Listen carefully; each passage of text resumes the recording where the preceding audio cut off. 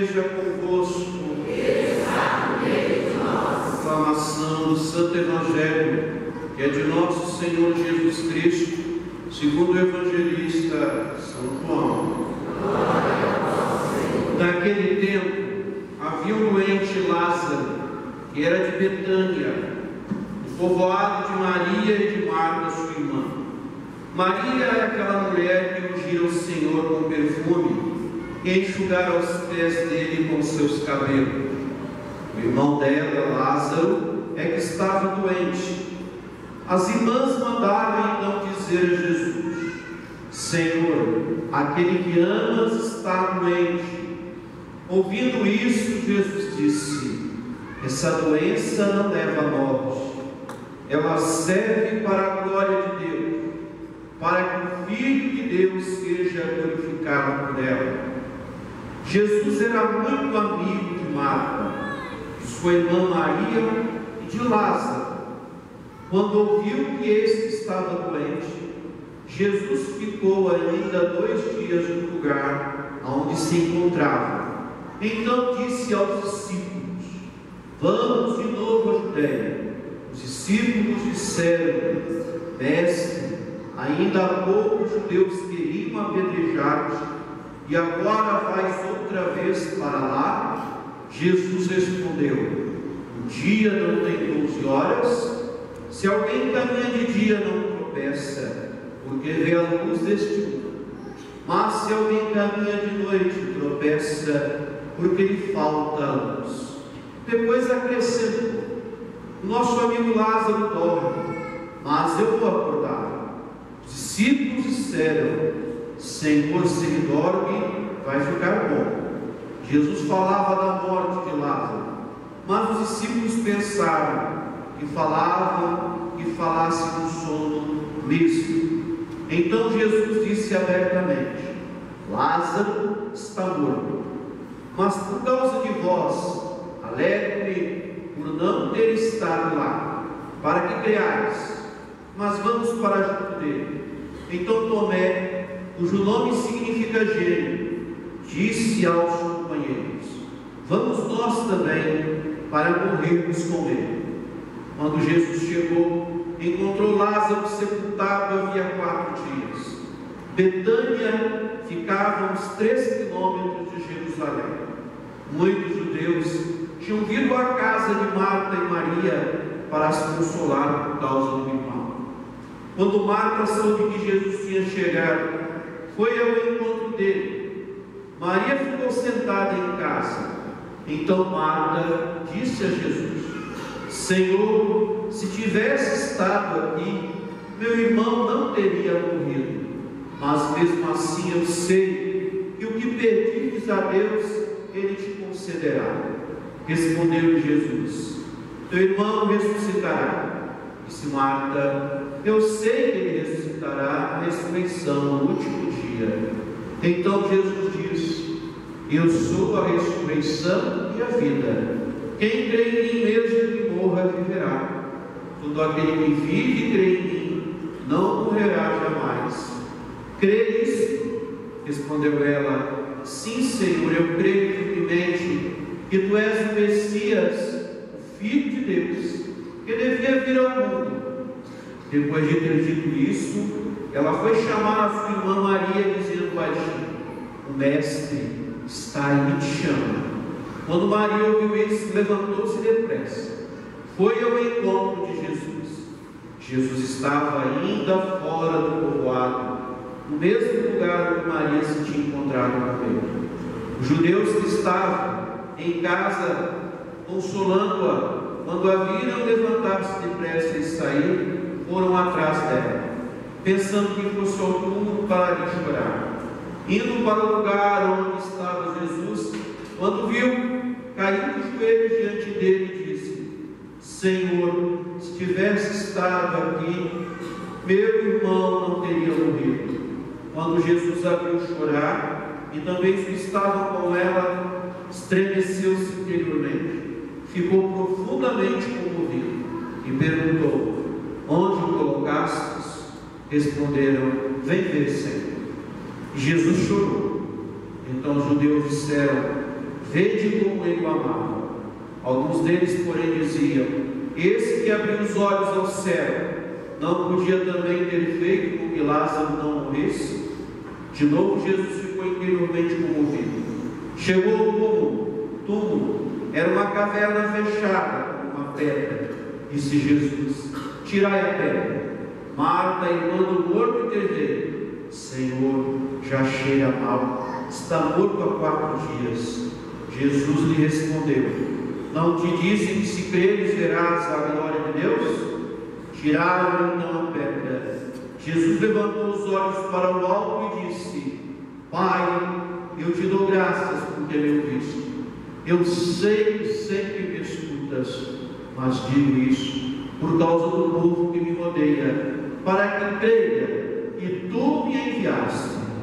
Tendo dito isso, exclamou em voz forte: Lázaro, vem para fora. O morto saiu, atado de mãos e pés com os lençóis mortuários e o rosto coberto com pano. Então Jesus lhe disse: desatai, deixai-o caminhar. Então muitos judeus que tinham ido à casa de Maria e viram o que Jesus fizera e creram nele. Palavra da salvação.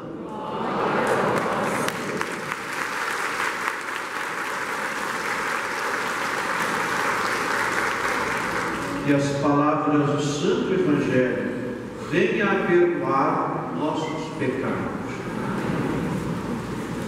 Meus irmãos e minhas irmãs, nesse domingo de manhã, dia consagrado a nosso Senhor, que a igreja lembra da manhã justamente que ele saiu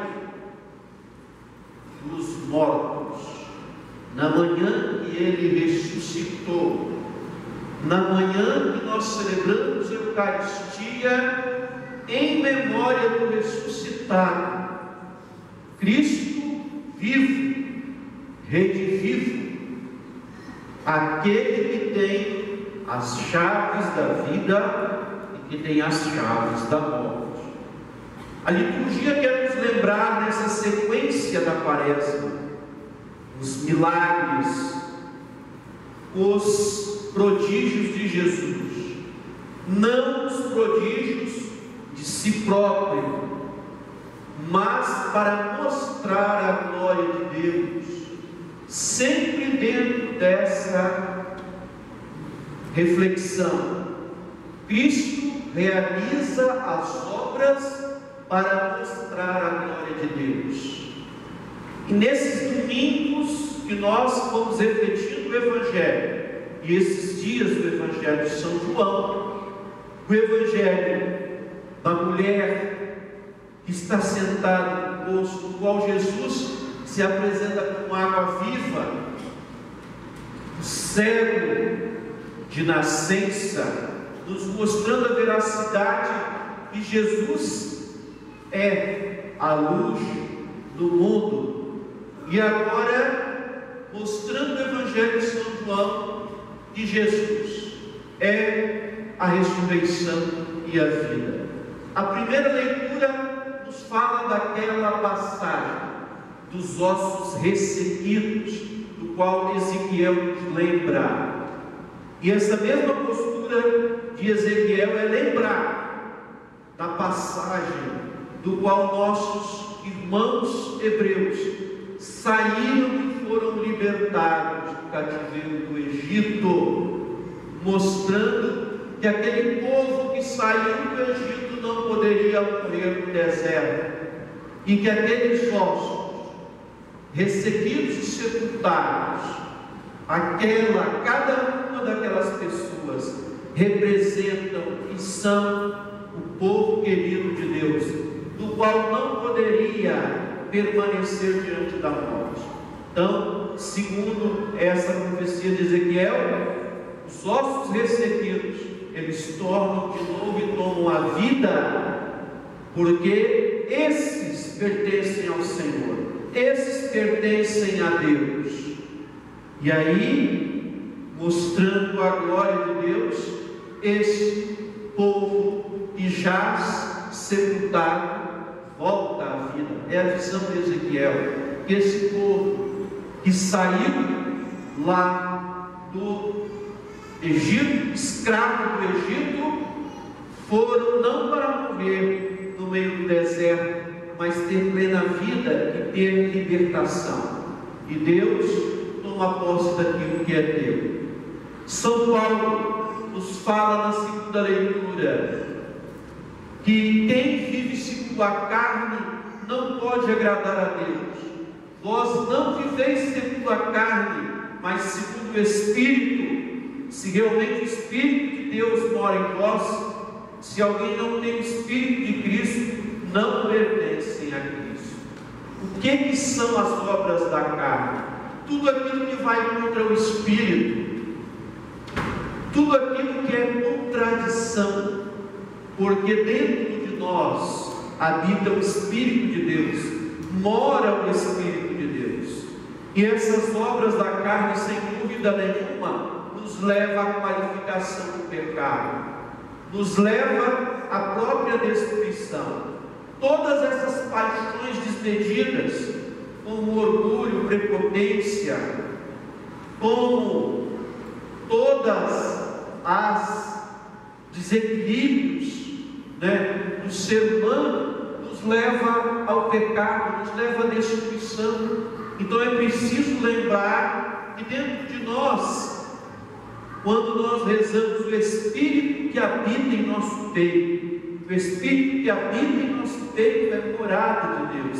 Então nós não podemos fazer as obras da carne, são contradições, porque dentro de nós está esse Espírito divino. E tudo o que São Paulo está dizendo, que aquele que pratica as obras da carne não pertence a Cristo.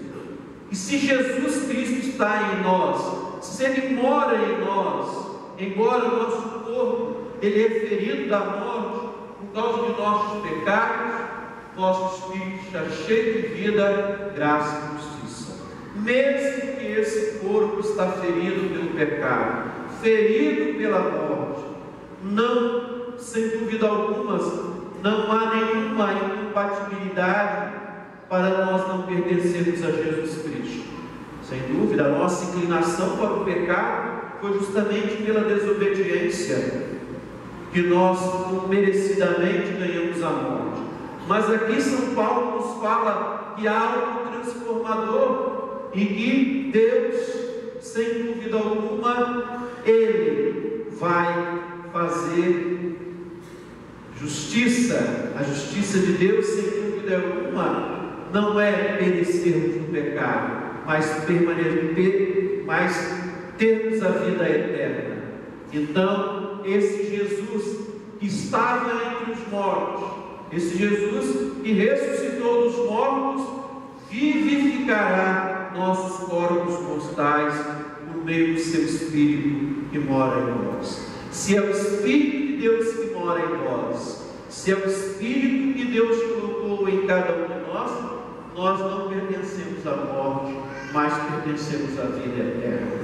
Essa é a teologia de São Paulo. E aqui no Evangelho de São João, passagem belíssima, passagem maravilhosa, que nos fala da ressurreição de Lázaro. Lembrem que o texto de São João nos diz que Lázaro estava morto há 4 dias, já cheirava mal. Quando Jesus pediu para remover a pedra, a irmã de Lázaro disse: Senhor, mas já cheira mal. E ele diz: você não acredita na glória de Deus? E Lázaro, o grito de Jesus, veio para fora, veio ressuscitar, Nós sabemos que Lázaro era discípulo de Jesus. Sem dúvida alguma, depois da sua ressurreição, ele seguiu Jesus novamente, Mas essa postura de Jesus sempre é para mostrar a glória de Deus. Jesus, nosso Senhor, não faz esses milagres, não faz esses atos por si só. Ele faz porque, sem dúvida alguma, Ele quer mostrar a glória do Pai. Ele quer mostrar a glória de Deus. E a morte, meus irmãos, ela não tem nenhuma possibilidade para aquele que crê. A morte não tem a última palavra para aquele que acredita na vida eterna. Nós não viemos a esse mundo simplesmente para morrer ao longo da nossa existência, viver, aliás, nascer ao longo da nossa existência e depois morrer, e a vida não tem sentido. Nós não podemos perecer dessa forma. Nós, pela herança que Deus nos deu através de Jesus Cristo, da sua morte e da sua ressurreição, nós não podemos perecer na morte. Nós não estamos aprisionados na morte, porque já com o batismo, já com a passagem de Jesus da sua morte e ressurreição, Ele nos deu a plena vida eterna. Mas infelizmente alguns de nossos irmãos ainda perecem na morte. Muitos de nossos irmãos ainda não desabrocharam para a fé. Muitas pessoas ainda que não saíram do túmulo com Lázaro estão presas aos bens materiais, presas à carne, presas à vida que é tão passageira, e que a vida eterna é uma vida que nunca termina, não tem finitude. Essa sim, essa sem dúvida alguma nós estamos de passagem. Essa sem dúvida alguma nós estamos aqui como viajantes, como viandantes. Aquela vida, ela não tem finitude. Aquela vida não passa. Ela é a vida em Deus. Ela é a vida da contemplação de Deus. E muitos, infelizmente, como diz São Paulo na segunda leitura, estão presos na sua carne. Tem pessoas que têm dificuldade de aceitar a morte. Não é verdade? Quando morre alguém, muitas vezes nem lá quer ver o corpo do falecido, quer ver o corpo do seu parente, do seu amigo, porque tem pavor da morte. Se nós, irmãos, temos pavor da morte, então também nós teremos pavor da vida eterna, porque a morte, ela está ligada à vida eterna. A vida e a morte andam de mãos dadas. Por um sopro, a nossa vida é limitada. Nós perdemos o oxigênio, perdemos o ar, nós morremos. Nós somos comparado a um peixe que fora da água, ele morre. Então nós precisamos do oxigênio, precisamos da vida, precisamos do ar. E quando nós perdemos esse ar, nós morremos. Nós somos tomados de volta diante de Deus. A nossa vida é muito breve aqui na terra. É preciso pensar com coerência as nossas atitudes diante das pessoas. Nada vale da gente se vangloriar, nada vale as coisas terrenas e passageiras, nada disso diante de Deus tem conotação, nada. Às vezes as pessoas brigam por besteiras, às vezes as pessoas se degladiam por causa de bens materiais, às vezes as pessoas discutem por causa de bobagem, olhando que essa vida aqui é uma vida muito breve, é uma vida de muita significância para Deus, porque ela não é uma vida desconectada com a vida eterna. Muitas vezes as pessoas pensam dessa forma. Não, no livro de Deus está escrito a nossa vida.